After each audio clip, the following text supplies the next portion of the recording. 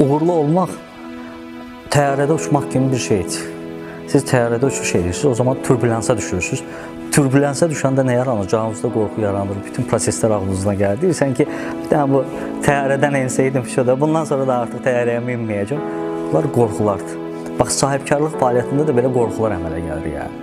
Amma zaman keçir, artıq öyrəşməyə başlayırsınız, artıq qorxularınızın üzərinə gəlməyə başlayırsınız və bununla da artıq siz uzun müddətli hədəflərə və uzun müddətli vizyona doğru yol ala bilirsiniz. Bax, sahibkarlıq budur. Birinci işimiz IT xidmətləri idi, IT outsource xidmətləri idi. Kabellərin çəkilişi, yoxsa kompüterlərin quraşdırılması, kameraların quraşdırılması, siqnalizasiya avadanlıqların quraşdırılması, bu kimi işləri həyata keçirirdik. Artıq müəyyən müddət sonra isə mən artıq qərar verdim ki, daha yaxşı nəticələr əldə etməliyəm, daha yaxşı bir işə sahib olmalıyam. Həmin zaman ərzində internet üzərində çoxlu axtarışlar edirdim. Ümumiyyətlə, gələcəyə doğru özümü hansı sahədə inkişaf etdirə bilərəm, ümumiyyətlə, gələcəkdə hansı texnologiyalar daha yaxşı inkişaf edə bilər. Həmin zaman mənim marağımı isə ən çox diqqətimi çəkən ağıllı ev texnologiyaları idi. Mən ilk dəfə ağıllı ev texnologiyalarından tanış oldum. Sonra Xorvatiyaya getdim ilk dəfə tanış olmaq üçün. Orada tədrisdə iştirak elədim, mühəndislik prosesində iştirak elədim.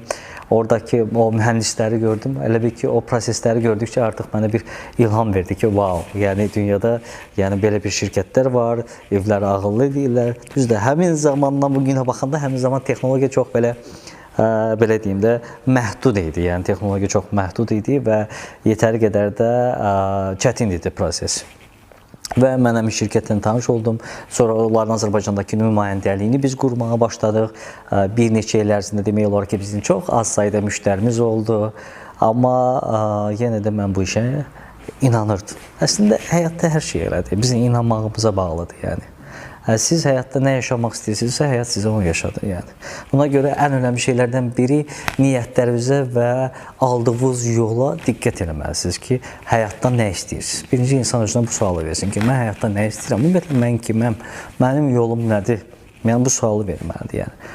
Təbii ki, bu kimi sualları verdikdən sonra, cavabını aldıqdan sonra daha yaxşı inkişaf eləməyə başlayırsan. Və biz beləcə ilk dəfə olaraq ağıllı evimizi qurduq, nümunələrimizi gətirdik, test elədik ilk dəfə olaraq. Texnologiyadan daha yaxşı tanış olmağa başladıq. Hətta həmin zamanlar mənə arzum var idi ki, ilahi deyirəm ki, görəsən, mənim nə zamansa belə bir şirkətə, belə bir komandaya sahib ola bilərəm. Təbii ki, bunlar hamısı istəməyə bağlı bir şeydir. Yəni, dediyim kimi, yəni, istəmək lazımdır, arzulamaq lazımdır.